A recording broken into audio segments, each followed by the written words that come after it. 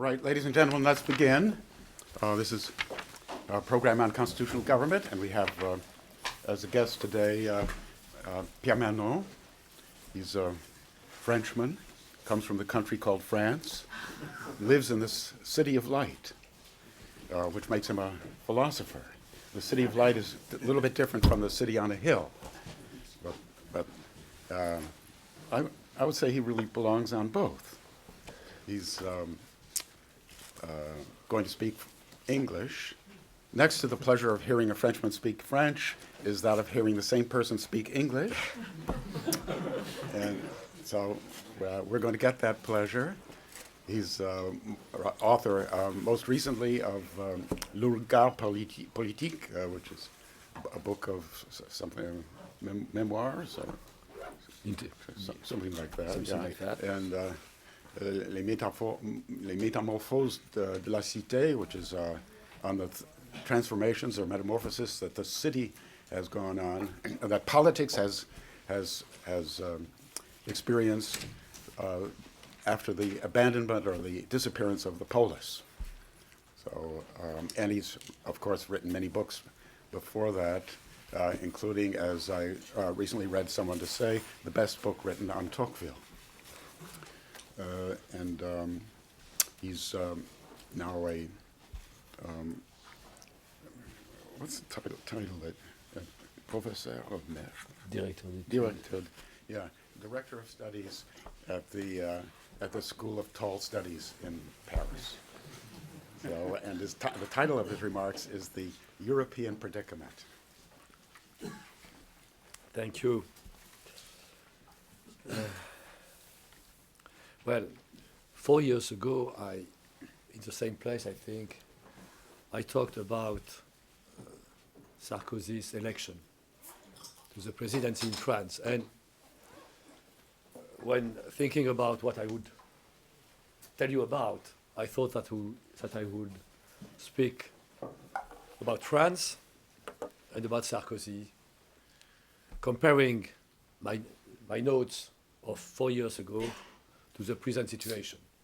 But as often happens, reality cooked me up, and the European situation is today so urgent that, however France is important in the great scheme of things, I was obliged to abandon my own country, intellectually speaking, to speak about Europe and the present European predicament. To get a handle, if some of you attended my lecture at Boston College, it will be the same. So they are not obliged to stay. No? No. So, or you are very polite, or you weren't there. Well, to get a handle on the current situation in Europe, and as everybody knows, I think now we are on the cusp or at the tipping point of what could be a devastating breakup of the European Union. We need to appreciate at the beginning the depth, complexity of the European enterprise. I will first distinguish between three very different aspects which are in practical terms hopelessly intermingled, but which we must make every effort to separate if we want to reach some clarity of mind about this thing called Europe. Europe is three things together, or could be described under three aspects. First, it's you'll be surprised by this characterization. But first, it's a religious belief, or according to Raymond Aron's phrase, a secular religion. Secondly, it is a political enterprise. As a secular religion, it means to produce a radical transformation in human affairs. As a political enterprise, it has two aspects. Or as a political enterprise, it can be conceived in two ways. It can be conceived in a reasonable, conservative way. Well, I don't mean to say that reasonable and conservative are always synonymous, but I would characterize this first way of building Europe as a reasonable, conservative way. I will explain it later. Or you can conceive it in an overly ambitious, revolutionary, ideological way or terms. So these are the three ways of looking at Europe, because it is at the same time these three things. First, Europe as a secular religion.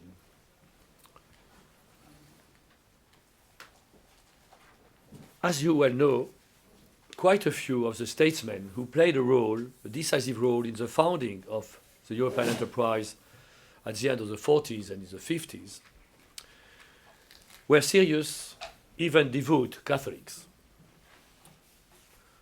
Robert Schuman in France, Konrad Adenauer in Germany, Alcide de Gasperi in Italy. And so devout, I may add that there is a constituency in the Catholic Church to have Robert Schuman canonized. So it's serious stuff. These biographical facts led to the charge, by the way, in some quarters in the 50s, that the European community was a conspiracy led by the Vatican. It was called l'Europe Vatican. Of course, that was silly. What is not silly, what is most interesting, is that many Catholics interpreted and still interpret, Catholics and other Christians, interpreted and still interpret what was done after the war in religious terms. They interpreted it, or experienced it, as, so to speak, a collective conversion of the heart. In their opinion, what took place between France and Germany was nothing less than the abandonment of our old selves, as Paul would have said, nothing less than the abandonment of our old selves, our old prideful, arrogant selves, which had led us toward an ever greater, more cruel catastrophe, and the donning or putting on new selves, peaceful, cooperative, and friendly. And so you have to, of course you know that, but you have to grasp that in their own eyes, the European man is a new man. So you may be able to appreciate the nice chiasma. The old world now is inhabited by the new man. And of course, the new world is inhabited, I am sorry to say, by the old man. That is, the old man with capital punishment, right to bear arms, all the paraphernalia or infernalia of American exceptionalism. Mm-hmm. That is the self-understanding, if you want, of the most militant of European citizens. So they, in this religious perspective, they interpreted or still interpret what took place across the Rhine River as a qualitative, decisive, unprecedented transformation in the history of mankind, nothing less. Other peoples, they feel, are still stuck in the idolatries and vices of what I would call political paganism. Thus, confronted to this religious passion, when you air your misgivings or skepticism as to the wisdom of this huge enterprise, you are met with a disbelieving stare. And this stare or these eyes say, how can you refuse to acknowledge the self-evident goodness of the whole thing, the self-evident goodness of the good? That is the Catholic take on the European enterprise. Not that all Catholics feel like that, but this is a Catholic, religiously inspired view of Europe. With time, this Catholic or Christian understanding morphed into or mixed with a humanitarian understanding. Forget now the conversion of the heart. The new religion has no need for that, no use for that. The new humanitarian religion rests on a self-evident notion and a self-evident feeling. Of course, the self-evident notion of humanity and the self-evident feeling of human similitude. As Tocqueville said, le sentiment du semblable. The European Association, thus, is the new church, or the beginning of the new church, which is not really a church, since through its progressive extension, it will soon encompass the whole of humanity. And this view that because of its goodness, this enterprise is fated ultimately to encompass the whole of humanity is the deepest justification and motive for the indefinite extension of the European Union. Whenever you try to tell your fellow citizens in Europe, telling them that perhaps it would be time to envisage borders to this enterprise, they are, I would say, they feel a religious indignation. By what right would you draw a border? By what right would you deprive other peoples of the benefit of belonging to Europe? That is the new humanity about to be built.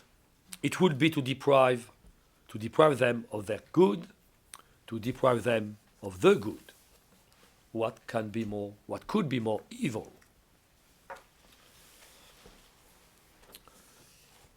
That is the humanitarian take on the enterprise.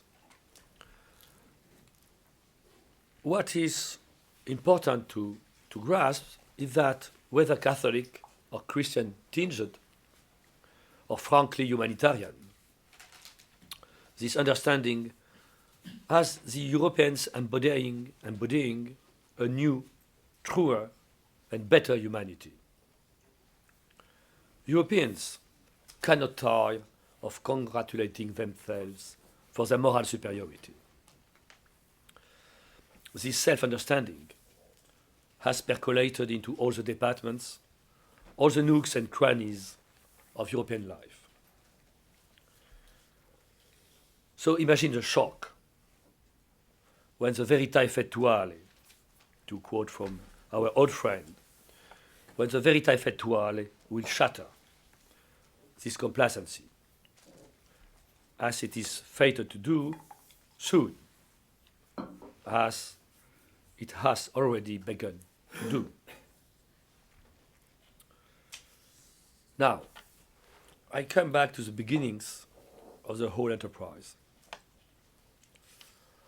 I do not intend to belittle the religious sincerity of the statesmen I mentioned, Schuman, Adenauer, de Gasperi. We may even be fairly sure that their faith played a positive role in their dedication to this enterprise. And I would hate to belittle that. But what happened across the Rhine River, at the end of the 40s had nothing to do with religious conversion. France and Germany had been vanquished. France by Germany, Germany by the Allies, of which France was a member. France perhaps missed the main course, but as the French are prone, we were back for the dessert.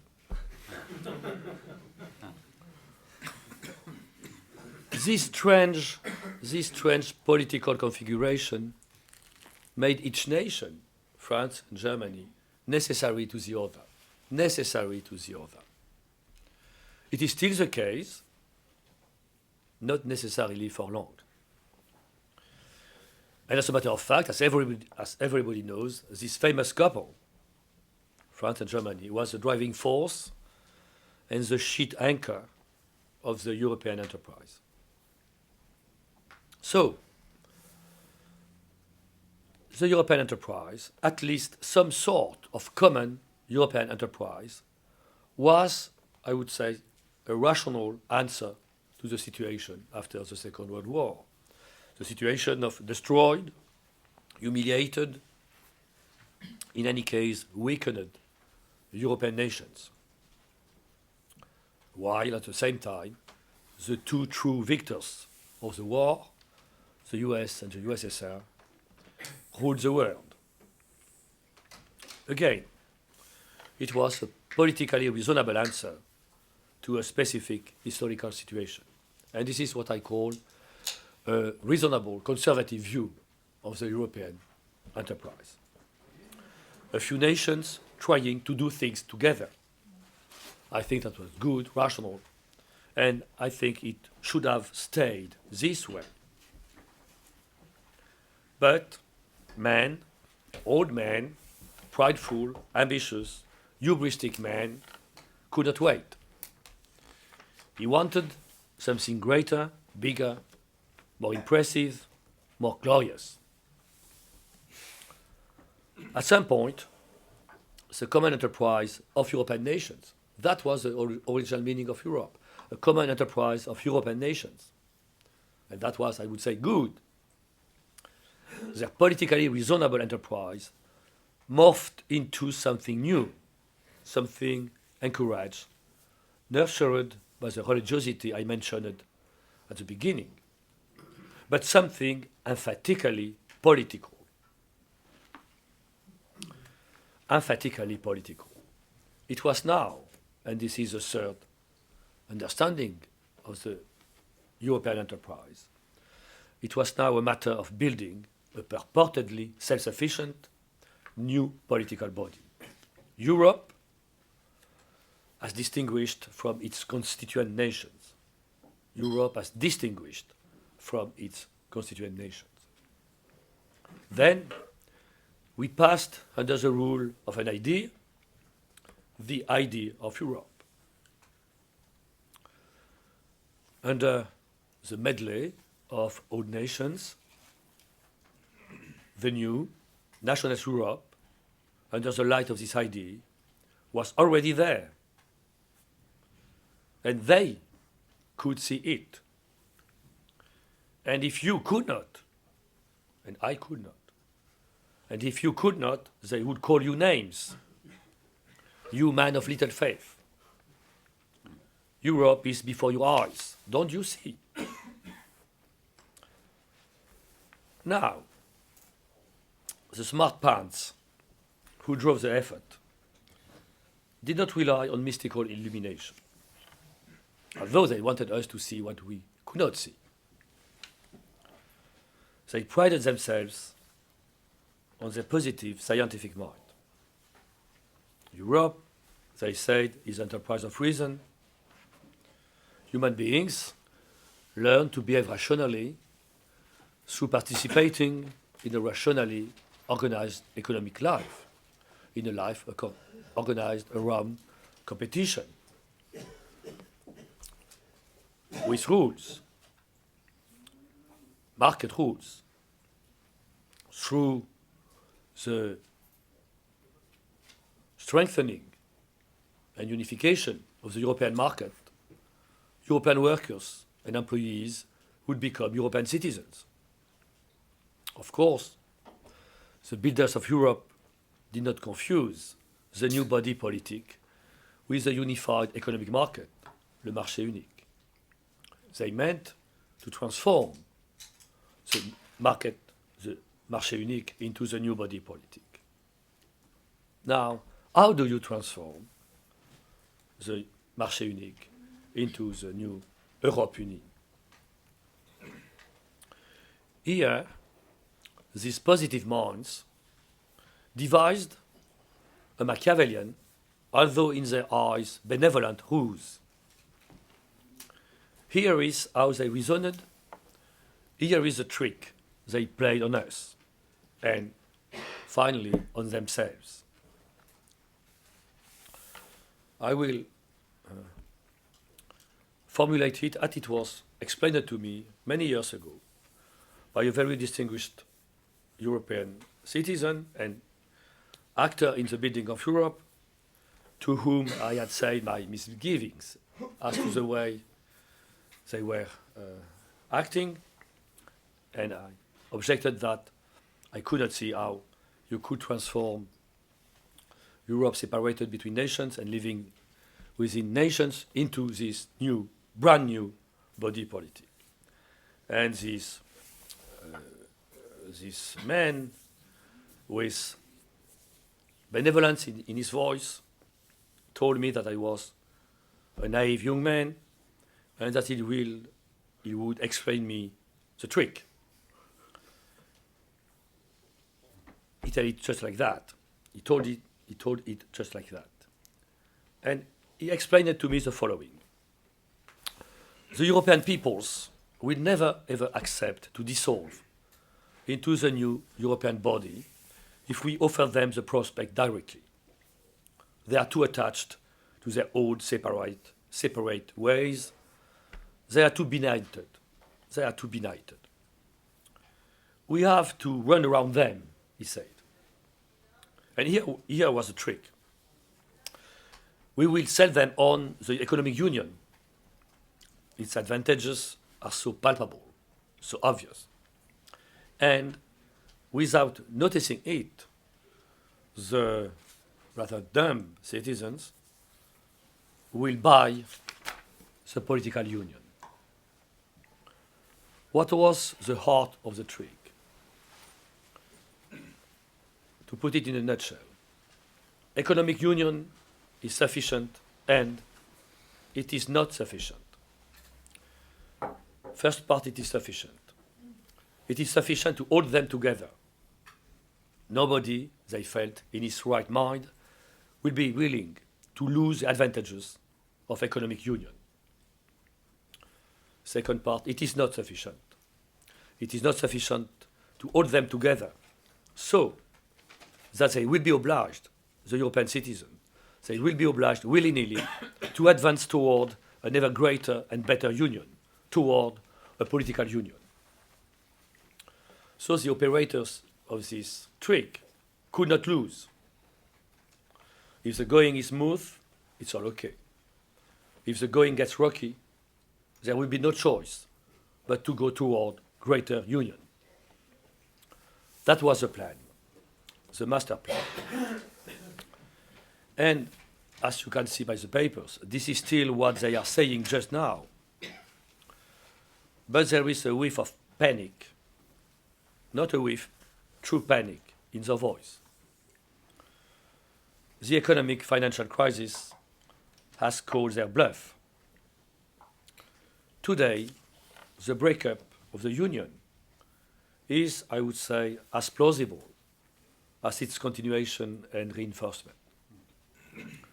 The odds are, well, I don't know, but 50-50. And the odds are not improving with time. I hasten to add that if I am indefatigably angry at the tricks they have played on us, as you may have witnessed, if I am indefatigably angry at them, I do not hope for the breakup of the Union, because indeed it risks being a huge catastrophe for each and all European nations. Now,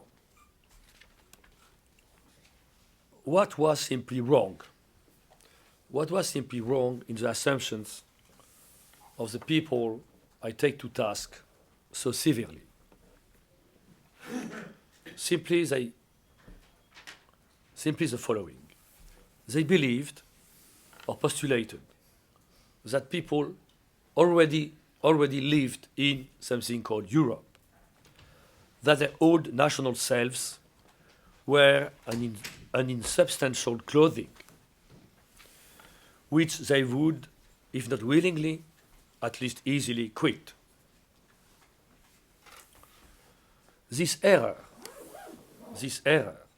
is all the more unconscionable. All the more unconscionable since it went against all the rules of evidence. What you could observe, if you weren't purportedly blind, is that during all these years, the 70s, the 80s, the 90s, what you could observe is that Europeans still lived within their old political bodies. And in a sense, more than ever, I was not alone in this feeling, but I was early struck by the fact that the more the European Union officially advanced, the less the European nations were interested in each other. Never before the advent of the European enterprise were France less interested in Germany, Germany less interested in France, the United Kingdom less interested in France or Germany or Italy. As soon as, so to speak, we were, our gaze was turned toward the idea of the new body politic which we were about to form. We lost, if not all interest, but at least we lost any keen interest in what happened across the Rhine or across the Channel. Of course, one of the reasons is that we were all interested in the US. We were all interested in the US, but not in each other. When we were rivals, we were mightily interested in each other. When we had decided to abandon our old political selves, we lost any interest, or we lost any keen interest in each other, which of course deprived the European enterprise of much of its meaning.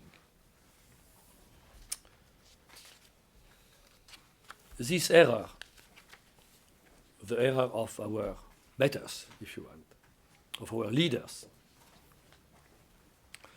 this error is all the more unconscionable since in the last period, the Central European nation, Germany,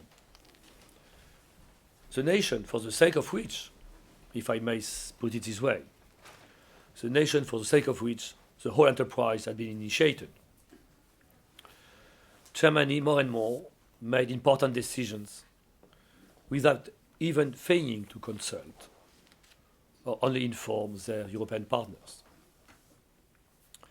For instance, they pursued intimate links with Russia to the clear detriment of any common European energy policy.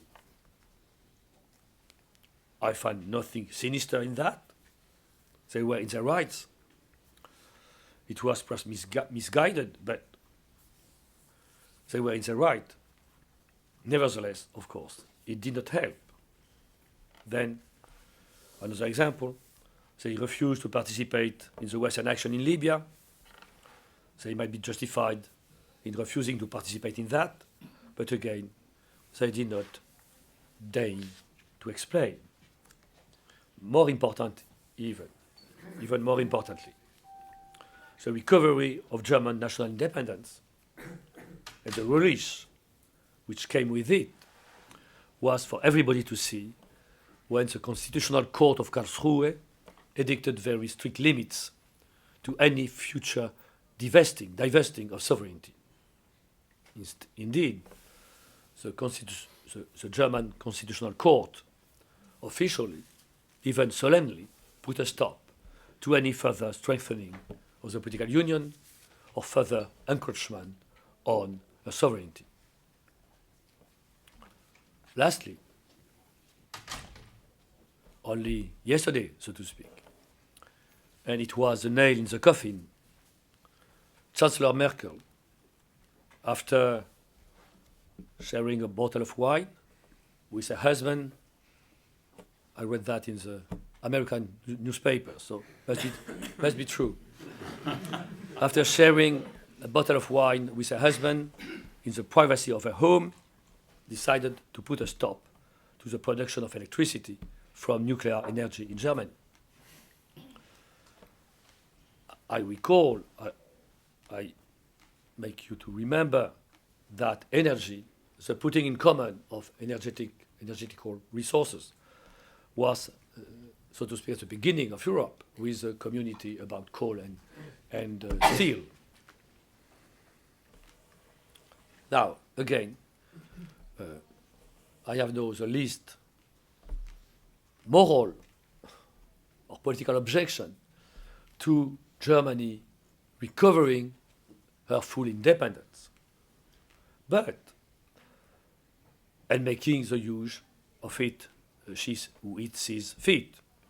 But how can serious people imagine that a political union is around the corner when such momentous, indeed fateful steps are taken in such a high-handed, desultory way? There is not any pretense of commonality. Thus, whether in foreign or energy policy, there is not a shred of common European policy remaining today. Not a shred. Of course, it is in this context that the credit crisis puts the euro under great strains.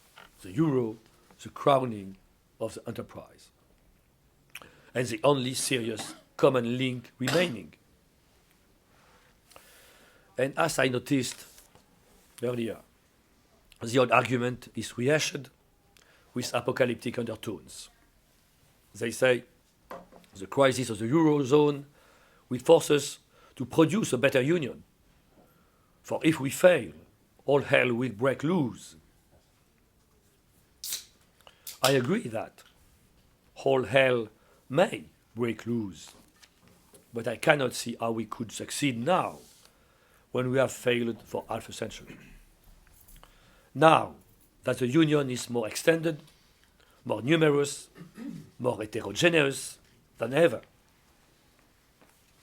you can say that it is eminently desirable to have a better union, a greater union. Granted. But what does desirable mean when it is against all the laws of political physics?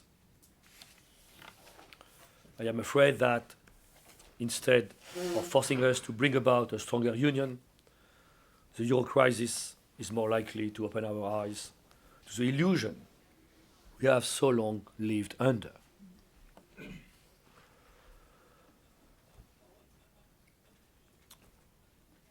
Our experience, the current European experience, teaches us that there is no substitute for the political founding. The political what? Founding. To found. Founding. To found. A founder. Founding. Oh, sorry. Yeah, excuse me. You have to to get it right, because it's the most important word. So it's okay. So thank you for making this clear. So there is no substitute to the political founding. The United States of America were or was founded. The so-called United States of Europe were never founded. When he contributed to write the Constitutional Treaty in 2005, the former French president, Valéry Giscard d'Estaing, by the way, very intelligent and competent man, said that it was comparable to the American Constitution. Perhaps, in his modesty, he added, perhaps it's not so well written. As a matter of fact, 400 pages, perfectly illegible. Indeed, they were not very well written, but that's not the heart of the matter. The heart of the matter is it was not a foundation. Instead of, like in this country, a founding decision and action, we confided our hope, we abandoned our faith, we abandoned our faith to hope. And to borrow again from Machiavelli, it was the case, I would say, of what Machiavelli called ambizioso ozio, ambitious leisure, much more than a serious foundation. We confided our faith to hope in the process of extension, the process of the multiplication of European rules and directives, which at some point, and it would be a miracle perhaps, or a dialectical jump, but at some point, this multiplication, extension, this process would usher us into the new polity of the new man. It was really a process led by faith. Now, when I arrive to my conclusion, now, what is well, the practical question is before us. What is to be done? What is to be done? The problem with Europe today is that our bonds are too strong and too weak. It's impossible, in my opinion, it's impossible to make them stronger at this stage. At least if we follow the same template. So we need to relax them. We need to relax them. We need to officially accept that for all practical purposes, there will not be a political union. There will not be a new polity. We need to accept that the different European nations are the meaningful agents of action. The meaningful agents of action, they will remain so.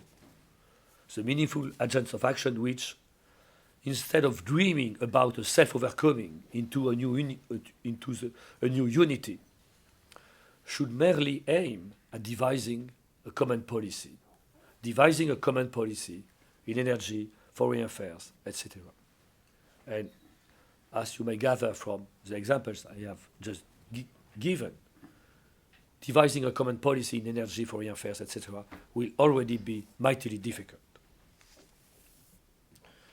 If I may use homely comparisons, I will say we cannot be spouses. Spouse or spouse? Spouses. Spouses, yes. We cannot be spouses, but we still can be friends. But if they insist on making us spouses, we will end up being, I am afraid, enemies again. Divorce. And by the way, this is why I never bought the argument that Europe brought us peace. It is the other way around. peace imposed by defeat, peace imposed by others, friends, United States, enemies, Soviet Union. So peace imposed by others gave us the leisure, the ambitious leisure to build Europe inasmuch as we built it. So, what is to be done?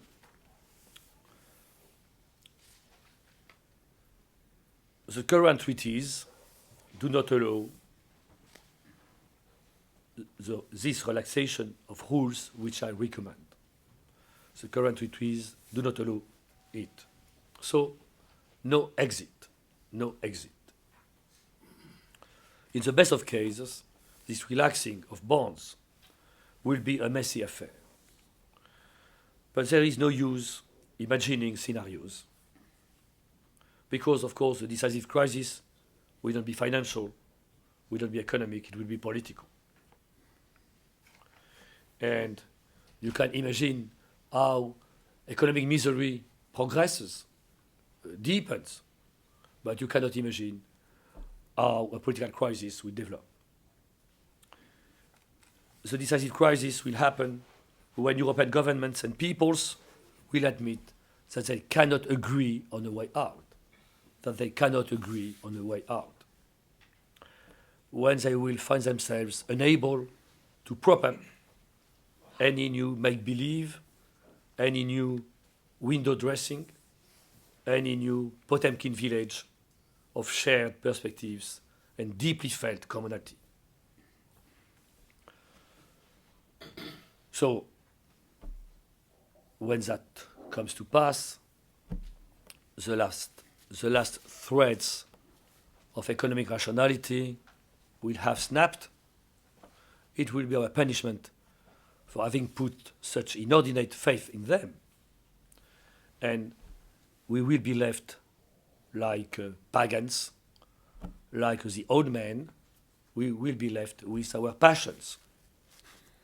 And I think it will not be pretty. That's it.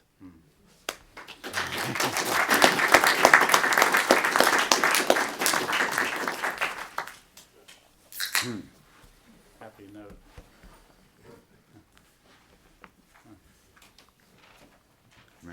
Professor Keller. A brief observation and then two very short related questions.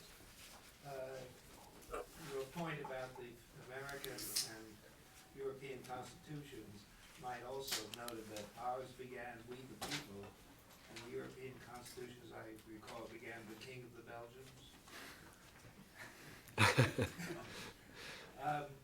What did Charles de Gaulle make of and involve himself with the evolution of the European enterprise during his lifetime, and what would he have made of it after his death?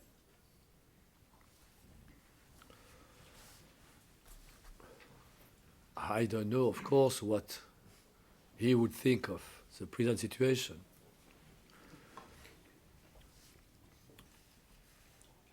I think that, as far as I understand his views,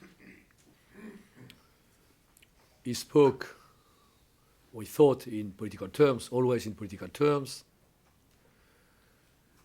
He thought that, in political terms, the unities of actions, the agents of action, were and will remain the nations.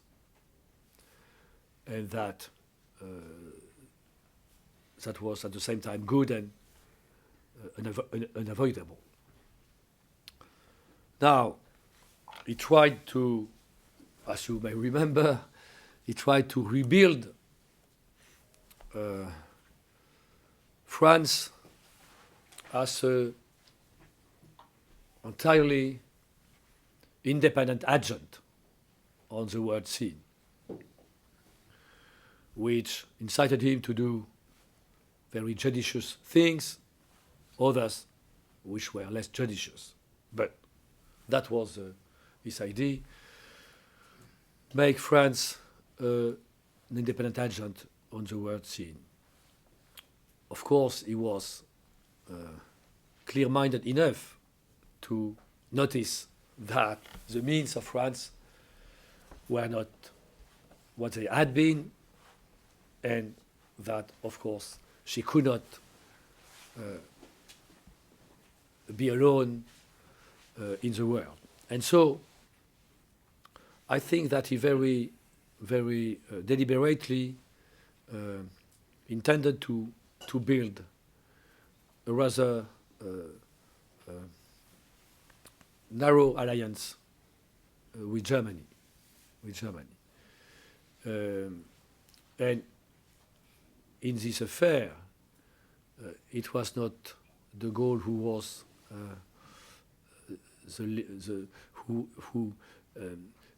he was frustrated in his desire by the reticence of Germany, because the day after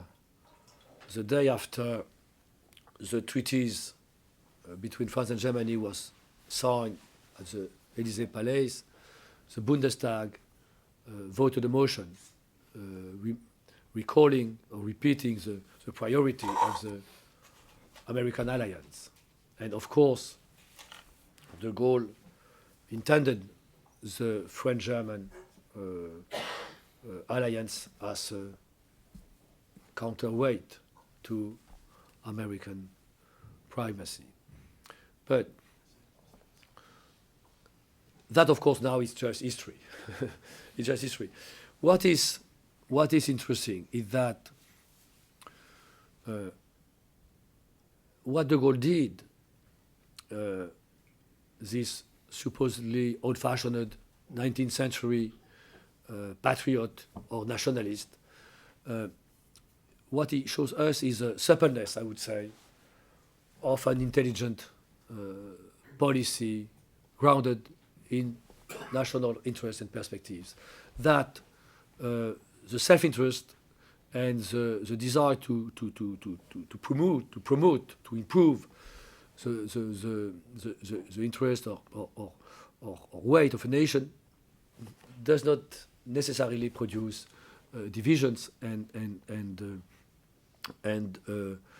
does not necessarily aggravate the disputes. So the agreements between de Gaulle and Adenauer were certainly one of the most meaningful step in the coming together of France and Germany. As you may remember, the German Chancellor was invited to stay during his stay in France. He stayed with in de Gaulle's private home in the La Boisserie, which is the whole family home in the French countryside. So there was on the part of de Gaulle the deliberate effort to effectively make of the alliance between these two nations the linchpin of the new European order. So I would suggest that some new Gaullism would be helpful. I mean, on the basis of our nations as they are, and of course now the relative position of France and Germany is not what it was at the time of de Gaulle. It's certainly the case that at the time of de Gaulle, the power, the weight of France and Germany were, if we compound all the factors, was nearly equal. Now, of course, it's much more unequal. And it's certainly the case that in this couple, we are the junior partner. That's clear. But I think that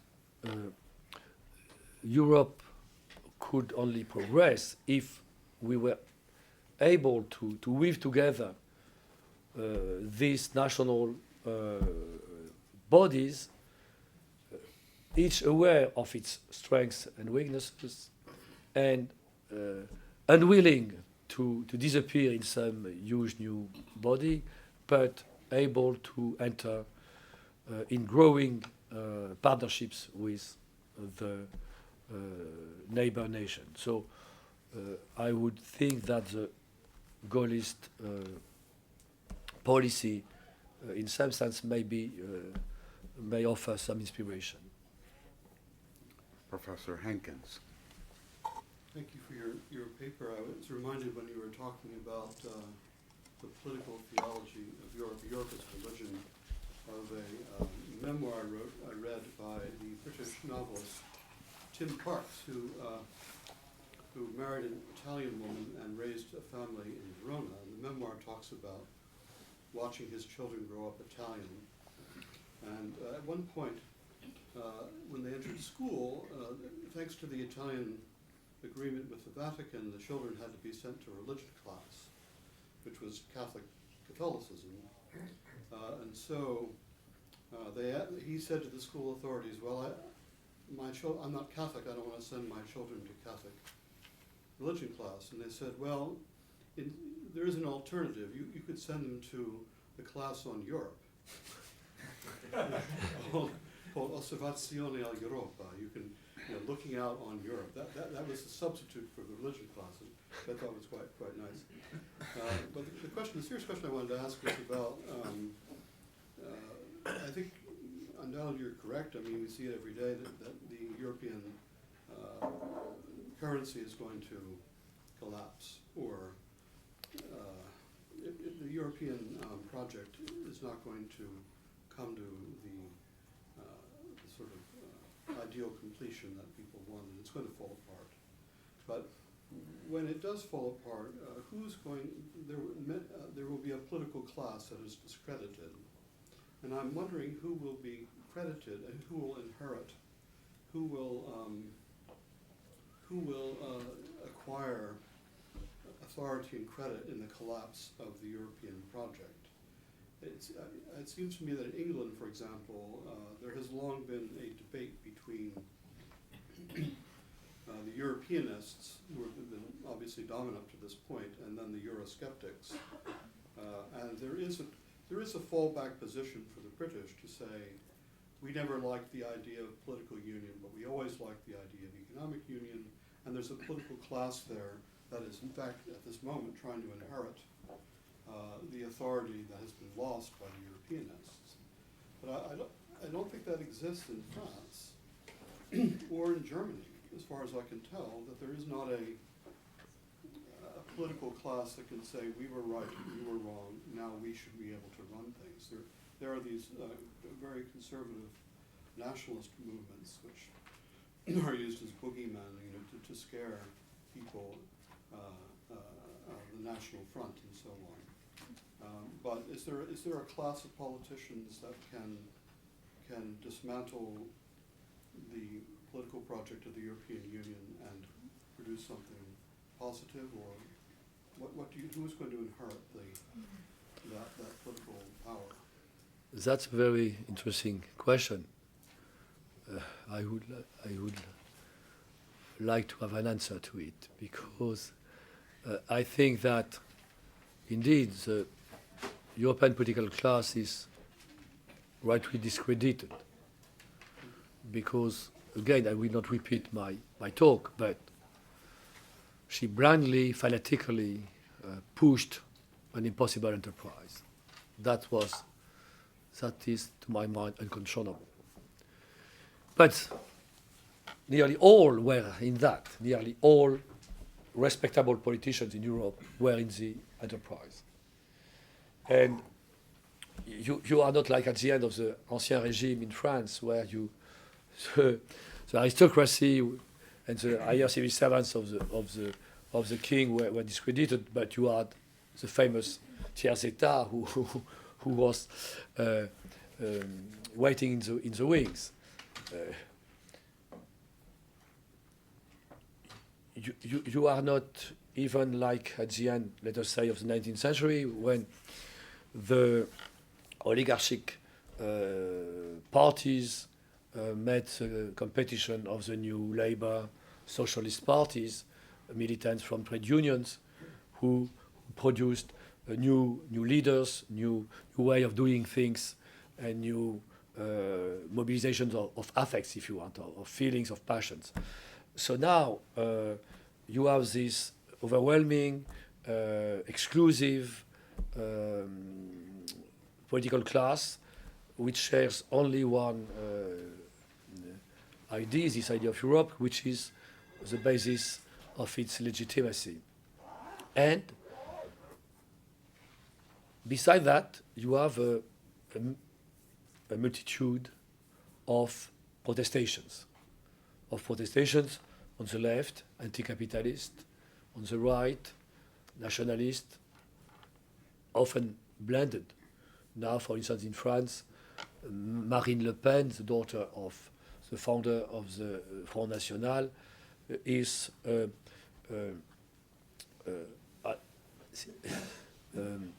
defending at the same time the nation, like her father, but also the people, the poor, against capitalism, so against liberalism. So there is a confusion between protestations, or overlapping between protestation of the right, protestation of the left, and also protestation all over the place, but completely dispersed and without any synthetic quality.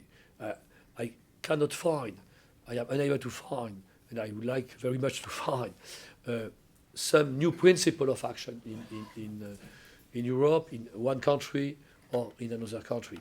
I have not yet seen anyone, either in France, Germany, Italy, or whatever, any new movement which seems to promise something at the same time new and reasonable, new and hopeful,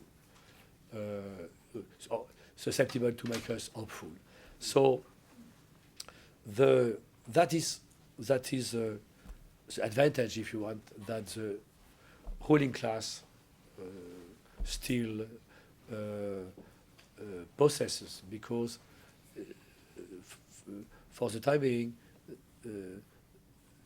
they don't have meaningful opposition. They don't have a meaningful opposition. There is not a meaningful alternative. I think that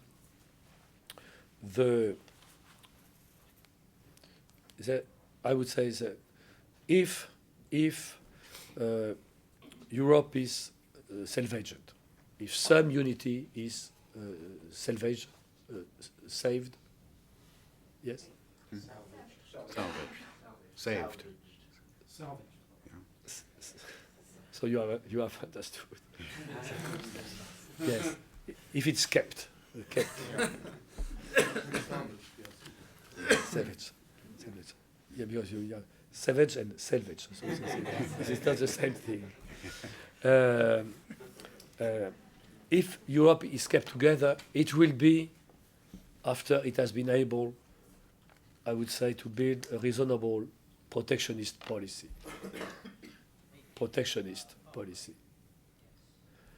Because one of the main objections which people address to Europe is that in the name of Europe they were exposed to the blowing winds of globalization. And so the only way to give to Europe some popular meaning and some popular strength would be to devise a reasonable protectionist policy. Some people think about it. I am very unable to say how it could develop, but that would be, to my mind, the only way of keeping Europe together. Whether it is possible, that's another matter.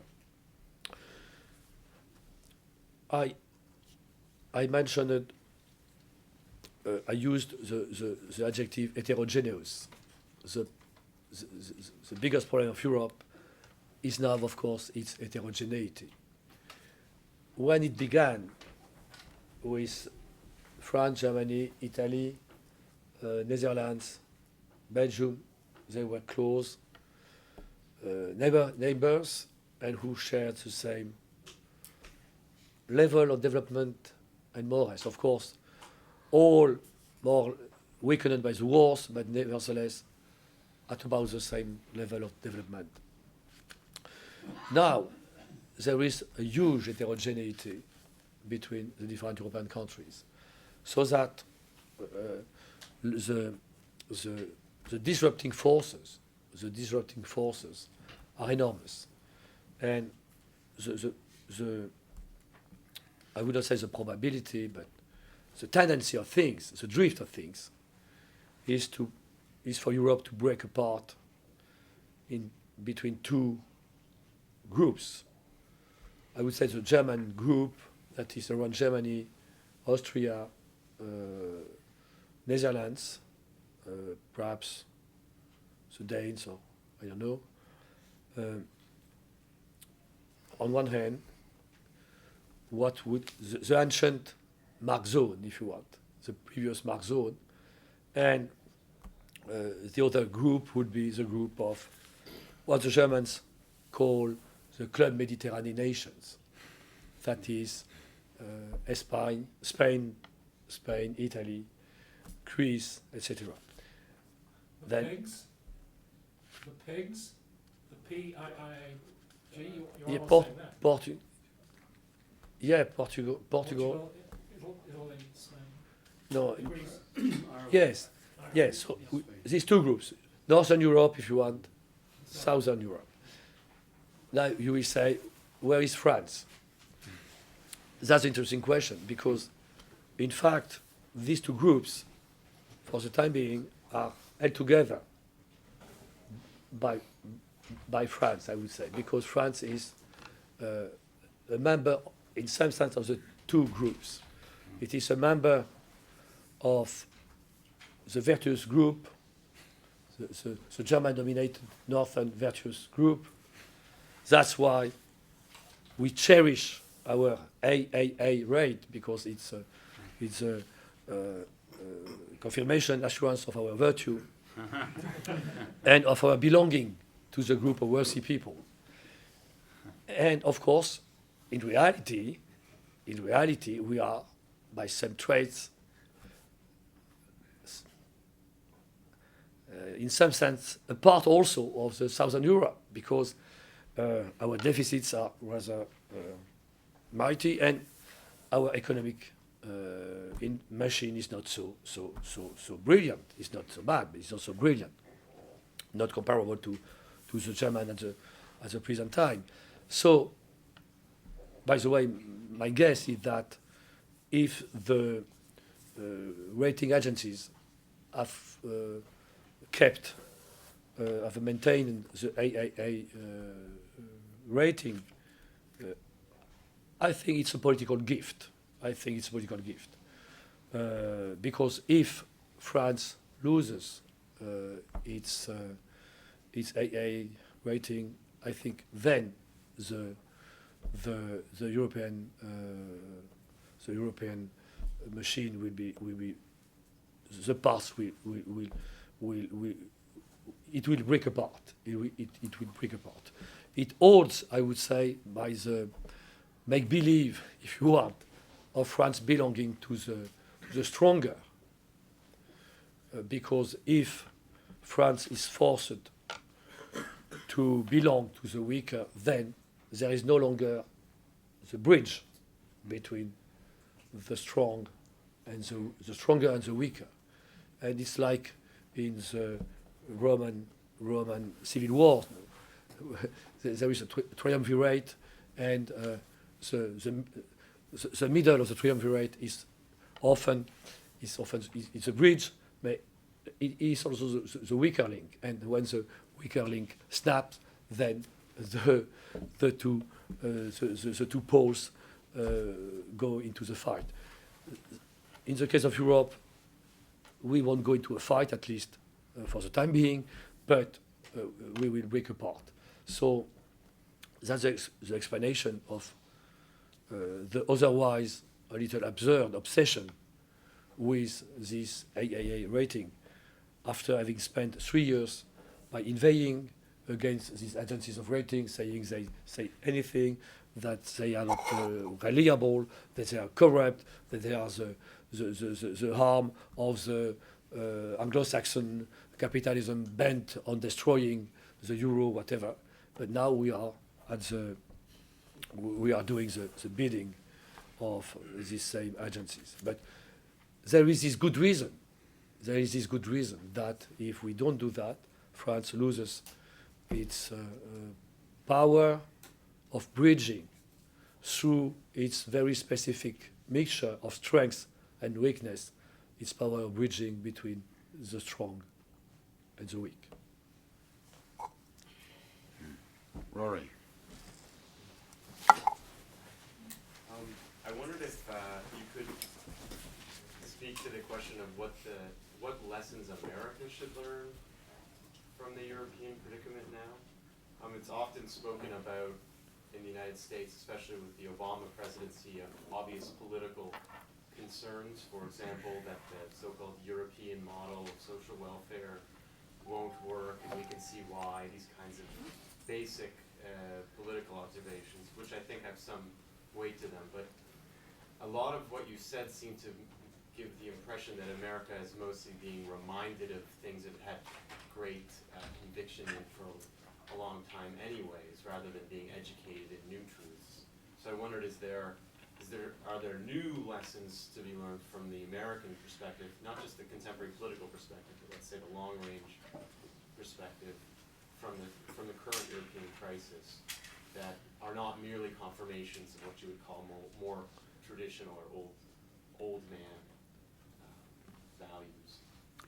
This man is not an American. I'm a Canadian. We have the most conservative government, I think, of any Western nation at the moment. The most solvent. And the most solvent one. It's a coincidence. It's not for me to say what Americans can make of our predicament. Yes, they should not rejoice first. They should not rejoice.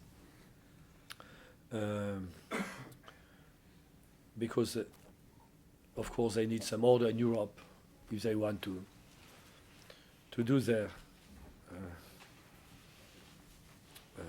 what they have to do in Asia, for instance.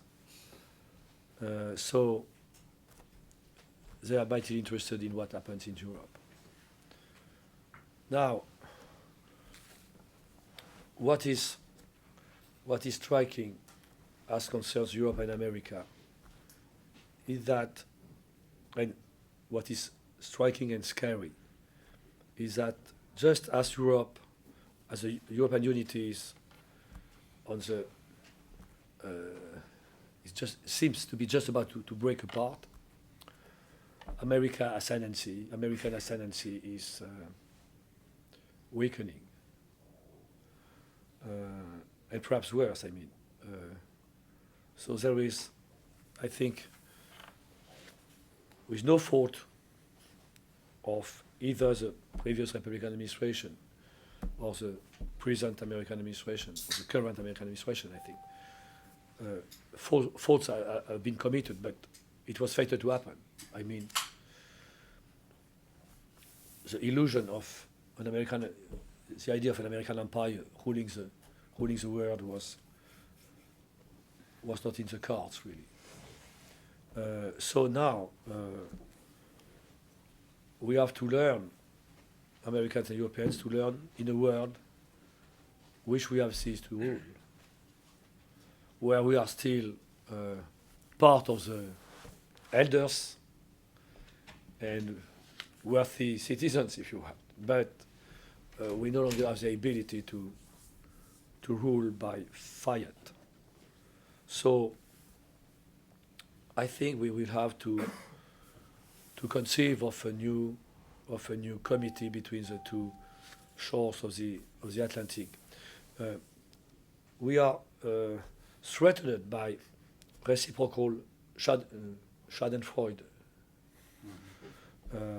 with the Europeans saying that the Americans now have their comeuppance after so many years of arrogance and whatever, and of course the Americans believed that at least they will never have a European rival as a competitor for the governance of the world. But however human and natural and inevitable these kind of feelings may be, I think that we have to try to compensate our contemporary weakenings by an effort toward more common action. And that's why I think that President Sarkozy, I think of myself as a Gaullist, but who took France out of the NATO. But I was rather in favor of what Sarkozy did to put back France into NATO, because I think that in the present circumstances, we cannot have the luxury of dispersing our strengths, our resources. And the last operation in Libya, I am very much skeptical about what we have tried to do in Libya. But at the same time, it was an example, a training ground for common action between America, the United States, and some European countries. But as you see, it was common actions between America, between the United States, and some European nations, not the European Union in any way, not the European Union in any way. So we are still in a Gaullist world, if you want. The effective agent of action remains the nations. Josh. Yeah. I wondered if you could expand a little on your account of the sort of philosophy or the mythology behind the European project in a couple of ways. I was just glancing at the aforementioned European Constitution and in the opening. And I was struck by a couple of things. One is it begins drawing inspiration from the cultural, religious, and humanist inheritance of Europe. So the religious element you've talked about very illuminatingly. I wonder what is meant here by the humanist inheritance of Europe and how this relates to the secular religion that you've been discussing. The other thing that struck me was in the second paragraph, it begins saying that Europe reunited after bitter experiences. And I wonder. Excuse me, I did not understood. I did not understand. The second paragraph of the Constitution reads, Europe, believing that Europe reunited after bitter experiences. And I wondered what was meant by reunited, since I wasn't aware that it had been united in the first place. So I wondered what role both the idea of the humanist inheritance alongside the religious and cultural inheritances and the idea of the European Union as a reunion rather than an entirely new project, what role that plays in this idea or the secular religion of Europe. But I think that most of all, it does not mean anything. And it's not meant to mean something. Or rather, it's to avoid saying other things. And religious and humanist has been the result of a long negotiation,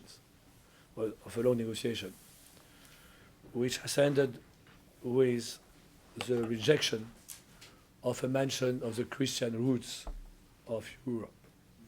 So, religious and humanist has been a way of making supposedly everybody happy.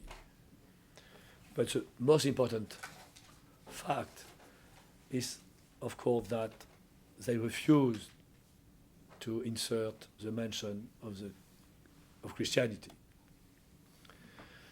which means that what Europe puts in common or the commonality which constitutes Europe is perhaps something which will happen afterwards, but it's not something which has been, was, or is a real common part of Europe. So Europe is not at all continuation. European Union is not a continuation of real Europe, because it refuses any mention of what real Europe had in common. So that it went so far that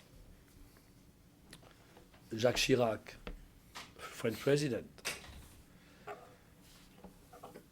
who was the one who obtained the rejection of the mention of the Christian roots, is also the statesman who was able to say that Islam played in the history of Europe, a role as great as Christianity. So you assist to a real reworking, a real fabricating, producing what I call the Potemkin village, or an ideological history as absurd as anything the Soviets have devised in their time for the Soviet Union. The ideology of Europe is bent against the reality of Europe. And the second mention you made, which rightly struck you, reunited. Again, it's the same dream. They want us to believe that Europe is already there. Because, so, if it's already there, you have no way of it being against it. This is there. You have only to open your eyes. You have to. So it's really a religious situation. If you don't see Europe, you don't see the truth. Open your eyes. That would be my interpretation of this very sloppy text. Yes. Well, if you had, and I end with that. Europe is built on the negation of all the constituent elements of Europe. That is the nations, through the mixture of rivalry and committee, Europe was built.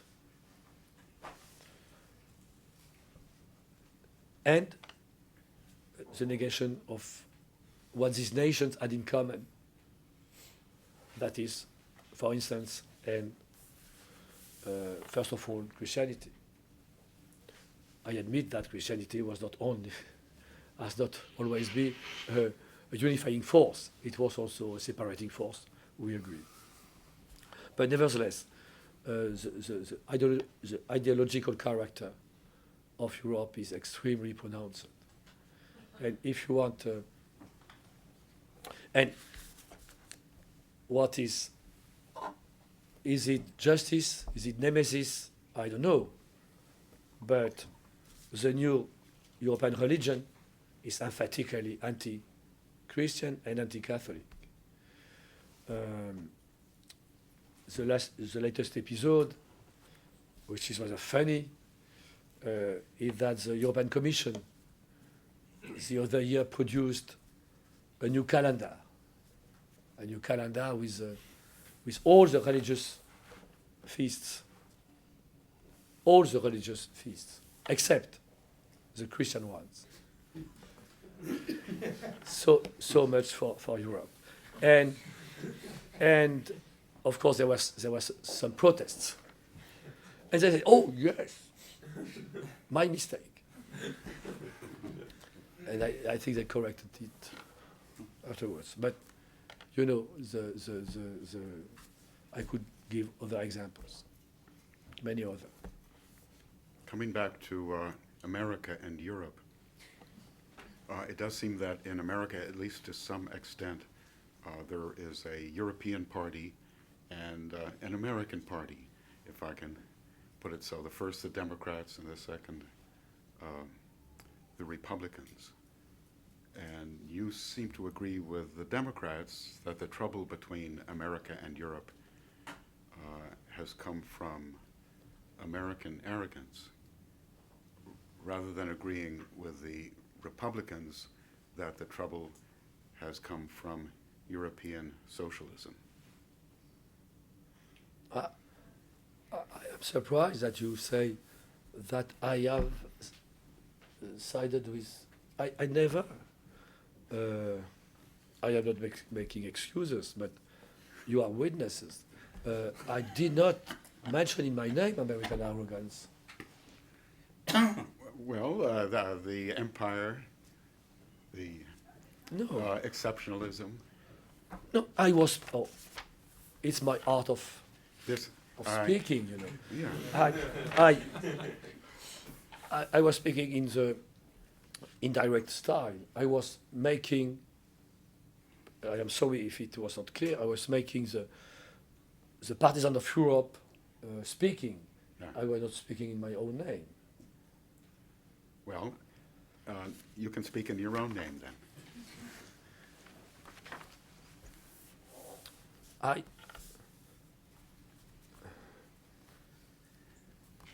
First,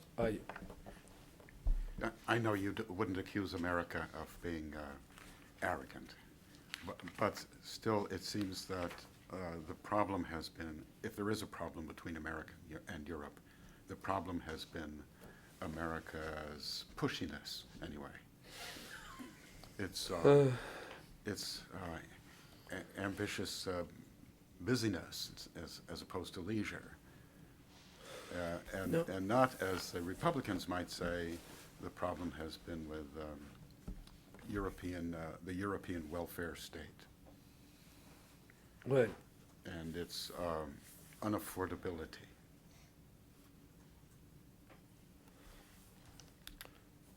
you will call me a trimmer, but I agree with every party. I am not against the European welfare state. I think that the healthcare system in Europe or in France, it seems to me to be rather better than the American one. Although I admit that the American one is at the source of or at least half the best medicine in the world. That is, your system is incredibly expensive, very, very unequal, but nevertheless it delivers, particularly in this state, some of the best medicine in the world. So it's very difficult to appreciate. But I am not indignant. I am not indignant at the European welfare state. I take advantage of it when I have to. And so it's true that when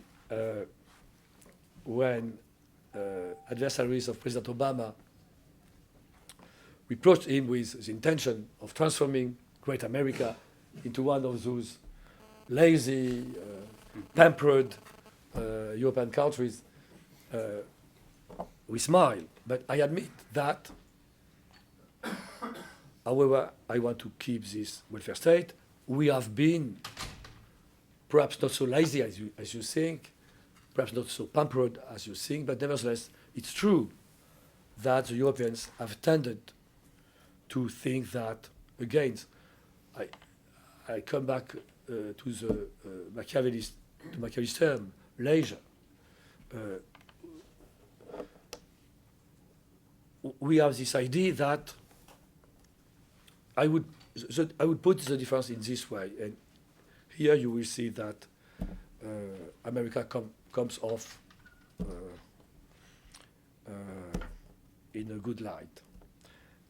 what I reproach the Europeans with is not the welfare state. Of course, we can pay for it, but can you pay for the non-welfare state in America? So, Well, if both welfare states were maintained reasonably without mountains of debt, would that solve all our problems? yeah, sure. But Is this an advocacy to raise American tax levels to No. Europe's? Okay. No. I proceed. What I reproach Europeans with is their idea that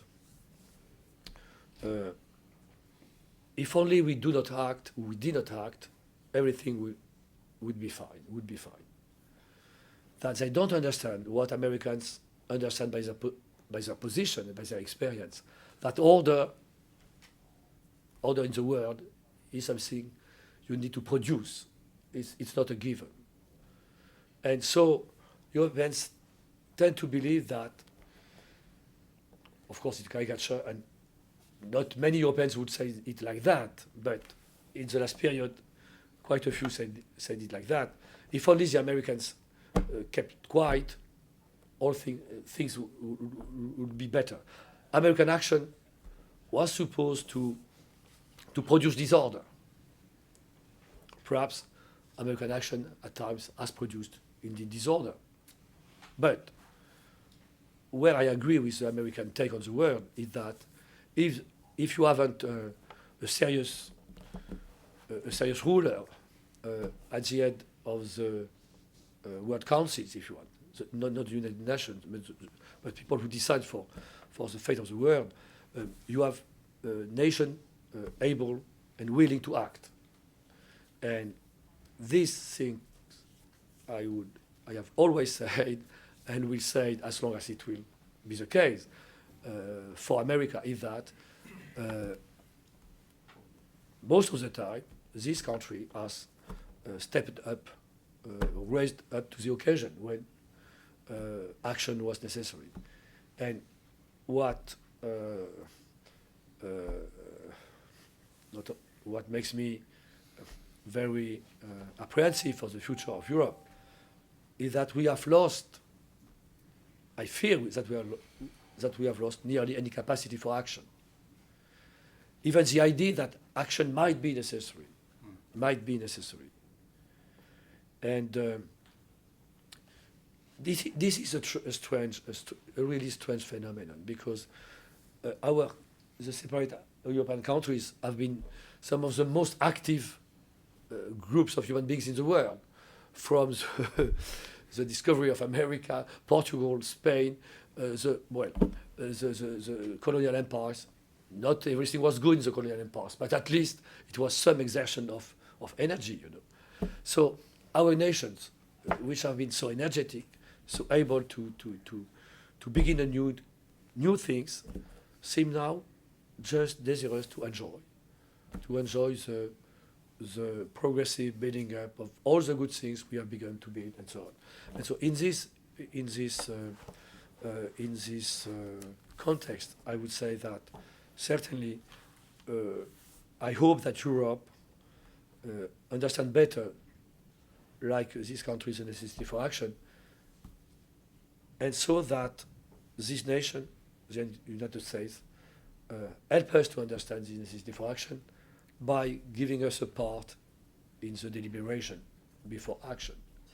And if this collaboration is susceptible to be put into motion, then the future of the West will not be so dark after all. One more question, maybe from, yes. Yeah, following on this last one, this is a kind of naive question about the status of European identity and its attitude towards equality today.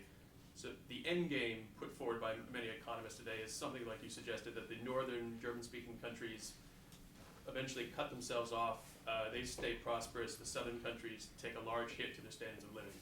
So you can imagine Italian and Greek pensions dramatically cut, much lower standards of living going forward. If you think about it in the American context, we're very comfortable with high standards of living in the U.S. and Mexican standards of living being very low. In Europe, is that a feasible political sediment? Will German-speaking countries and the Southern-speaking countries tolerate that sort of political sediment that you just have various, dramatically different standards of living and economic prosperity? Or was that going to lead to a kind of sense of responsibility, a sense of, everything from social unrest, protests, and riots in the South, wanting to keep the North integrated with it in a sense of, perhaps we don't have political identity, but we at least want to share the economic pie in the way that would strike one as odd if they're really separate nation states, but that might be the basis for something like a continued sense of allegiance, at least in terms of fiscal matters, if that political settlement of kind of high income versus low income ends up being intolerable to the kind of European conscience as it's developed over the last 20 years. Oh, it would be intolerable, certainly. It would be intolerable. But Germany would take a hit in this case, because if the southern countries are impoverished, to whom Germany will sell her cars and other machinery. To China, sure, to the United States, but nevertheless, we are the main client of Germany. So there is this solidarity. And in any case, your comparison between the United States and Mexico on one hand, and Germany and Italy, for instance, is not. I would say it's far-fetched because Italy is a very developed country. The level of Italian industry is really brilliant, in fact. So the fact of the matter are not comparable, I think. But the interesting question you raised is, in fact, that it would be also if things drifted into this direction. Let us put it this way: it would be very difficult for European conscience to accept that, because Europe was founded on the idea of converging in the direction of the more prosperous, more successful, and not letting parts of the whole shrinking or impoverished. That was one of the reasons why so much money was given to new entrants, including, of course, Greece, so that the level of development was more or less equal within the whole of Europe. Well, thanks very much. This has been wonderful.